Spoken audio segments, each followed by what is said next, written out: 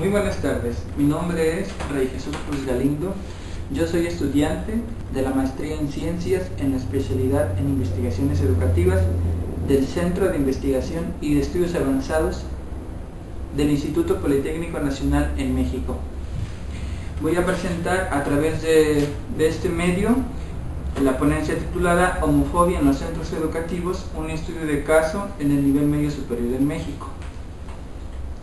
Y bueno, señalo que como introducción, este trabajo se realizó en el periodo de febrero a julio del año 2013. ¿Cómo fue que yo estuve con un estudiante, trabajando con un estudiante de nivel medio superior? Bueno, fue a partir de mis prácticas profesionales como orientador educativo a través del programa Atención a Trayectorias Académicas.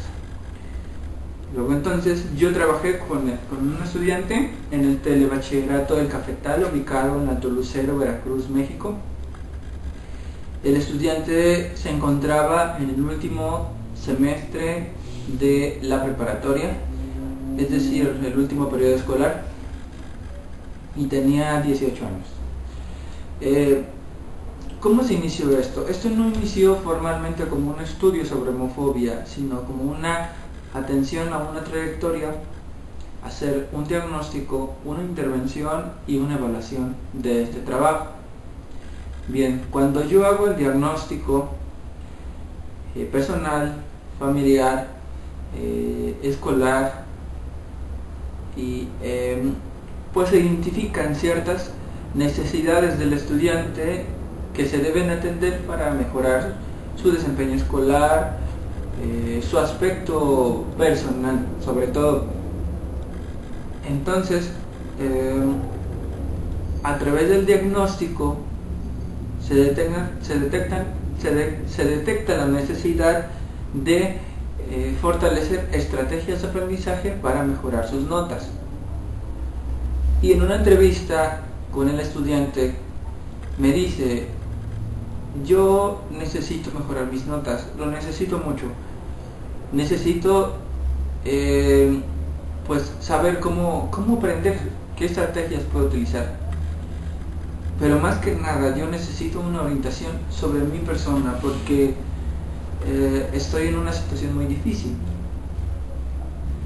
De este modo es cuando el estudiante se abre, plantea la problemática en la que se encuentra, que es la homofobia. Más bien el problema de que para él es un problema su orientación sexual. Y bueno, entonces el objetivo es rescatar a través de este trabajo cómo han sido las vivencias, cómo fueron las vivencias del estudiante en la escuela primaria, en la secundaria y en el bachillerato. Bien, empecemos por la primaria. En la primaria, el estudiante comenta que a la edad de 6 años, es decir, cuando él recién había ingresado a la primaria, tuvo un profesor que era aficionado al fútbol. Entonces, todos los niños debían jugar fútbol porque pues eran niños, hombrecitos, y entonces pues debían cumplir con ese patrón que el profesor tenía de lo que hace un niño y de lo que no hace un niño.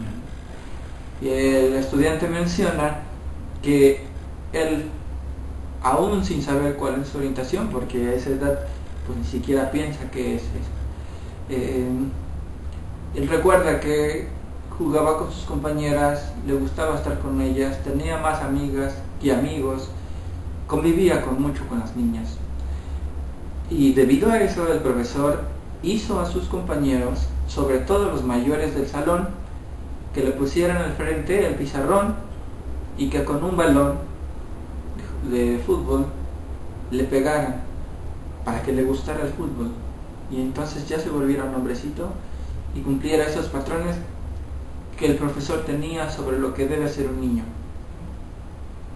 Ahí podemos identificar pues las diferencias de género las ideas misóginas del profesor y la no información del profesor, porque no cuenta o no contaba con los conocimientos sobre el respeto a sus alumnos, sobre el respeto y la aceptación de la diversidad.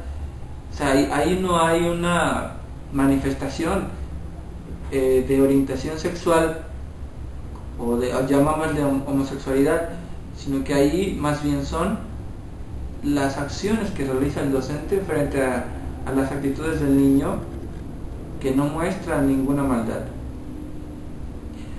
Ahora, en la secundaria, ¿qué pasa en la secundaria con el estudiante? En este periodo es cuando tiene de 12 a 15 años. El estudiante mencionó que en la secundaria los problemas a los cuales se enfrentó fueron aún más graves. ¿Por qué? Desatención de los profesores. Incluso le encerraron muchas veces en el baño de varones, y cuando se trataba de trabajar en equipo en las clases, sus compañeros no le aceptaban en ningún equipo, y pues a través de eso el profesor tenía que incluirlo en el equipo que él le asignara, aunque los alumnos no quisieran. Entonces se nota el rechazo hacia el estudiante por su orientación sexual, porque ese era el motivo por el cual lo discriminaban. Él menciona que pues lo ven raro, lo ven anormal, ¿no? Y entonces aquí es cuando ya entra la homofobia, que es pues esta discriminación hacia aquella orientación que no es heterosexual y que es calificada como anormal, antinatural, impura, ¿no? Y luego después, ¿qué pasa en el bachillerato? En el bachillerato el estudiante menciona que por parte de sus compañeros hay un poco más de aceptación, no de todos obviamente, pero que también hay acciones por parte de los profesores que demuestran discriminación hacia su persona.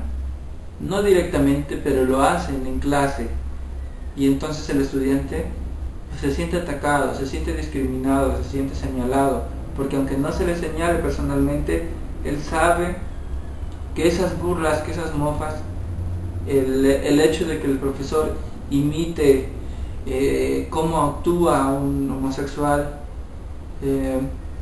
entonces ahí lleva a la risa y la burla de sus compañeros hacia el estudiante, y se identifican, bueno, estos problemas a los cuales se enfrenta él. Entonces, cuando se detecta esto, cuando él plantea, lo que yo hago como orientador es pues hacer un plan de trabajo que se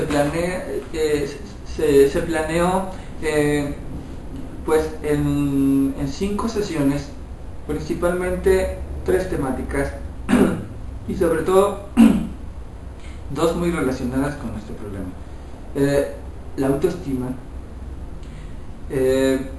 estrategias de aprendizaje y proyecto de vida. A través de estas sesiones, sobre todo la primera, que es la autoestima y el proyecto de vida, es que el estudiante se dé cuenta que su orientación sexual no es mala, no es anormal, no es impura, que no necesita cura, que merece respeto, al igual que todos los demás. Y es cuando yo entro, cuando yo incluyo en estos temas cuestiones de diversidad sexual, las diferentes orientaciones, los derechos humanos, y pues bueno, el estudiante es cuando toma mayor énfasis sobre ello y se da cuenta que su orientación no es mala y que, como lo mencioné anteriormente, también merece respeto y que es un ser humano. Pues bien, este taller que se le dio se llamó ¿Quién soy y hacia dónde voy? Cuando ya pasamos a la parte del proyecto de vida, es cuando se planean, más bien se hace el análisis a través del FODA, fortalezas, oportunidades, debilidades y amenazas.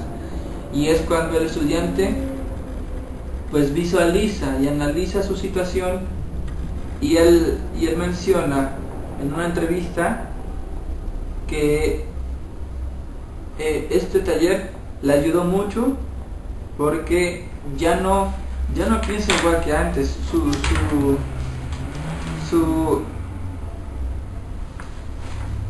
Su aspecto a considerar, dice: el taller fue de mucha ayuda para mí, ya que conocí la autoestima, sobre todo para mejorarme y aceptarme como soy, y que nada ni nadie puede perjudicar mi vida.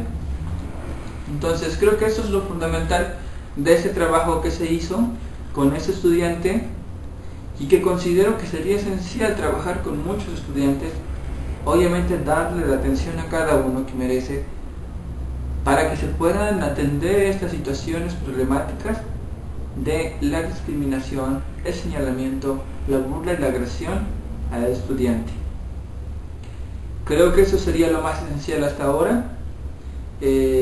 Agradezco al comité del Congreso que me haya permitido poder compartir el trabajo de manera breve a través de este medio. Y recuerden que en México nos faltan 43 estudiantes. Todos somos Ayotzinapa. Muchas gracias.